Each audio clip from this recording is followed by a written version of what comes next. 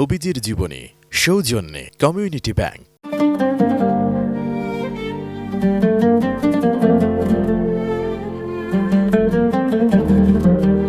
নবীজির জীবনী।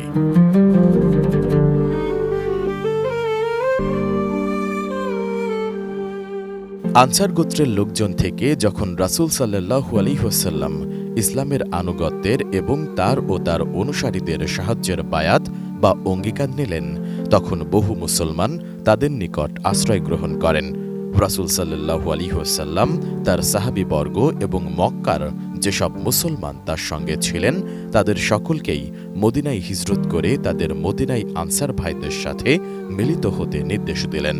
তিনি বললেন, আল্লাহ তাআলা তোমাদের জন্য তোমাদের ভাই বেরাদর ও ঘরবাড়ির ব্যবস্থা করেছেন, এখানে তোমরা নিরাপদে বসবাস করবে। তখন তারা পালাক্রমে মক্কা থেকে বেরিয়ে যেতে লাগলেন। রাসূল সাল্লাল্লাহু আলাইহি ওয়াসাল্লাম নিজে আল্লাহর পক্ষ থেকে মক্কা ত্যাগের ও মদিনায় হিজরতের অনুমতির অপেক্ষায় মক্কায় দিন গুনতে লাগলেন। মক্কা থেকে হিজরত করে যাওয়াটা কোনো চারটেখানি ব্যাপার ছিল না যে কুরাইশরা তা শুনে খুশি মনে তা মেনেও নেবে, বরং তারা মদিনাগামী পথের স্থানে স্থানে নানারূপ প্রতিবন্ধকতা সৃষ্টি করে রেখেছিল।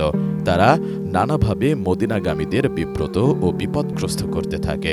মুজাহিররাও দম্বার পাত্র ছিলেন না। তারা আর কোনো মতেই, তাদের মধ্যকার অনেকে এমন ছিলেন যাদের স্ত্রী পুত্রকে মক্কায় ফেলে রেখে একাকী মদিনার পথে পাড়ি জমাতে হয়েছে, যেমনটি ঘটেছিল আবু সালামার ক্ষেত্রে।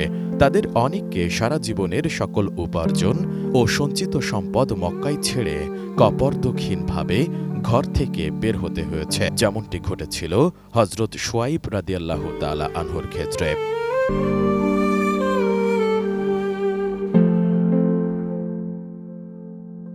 সৌজন্যে কমিউনিটি ব্যাংক। আস্থা, নিরাপত্তা ও প্রগতির সাথে প্রযুক্তির সমন্বয়ে গ্রাহকদের সর্বোচ্চ মানের ব্যাংকিং সেবা প্রদানই কমিউনিটি ব্যাংকের লক্ষ্য। কমিউনিটি ব্যাংক, সবার ব্যাংক।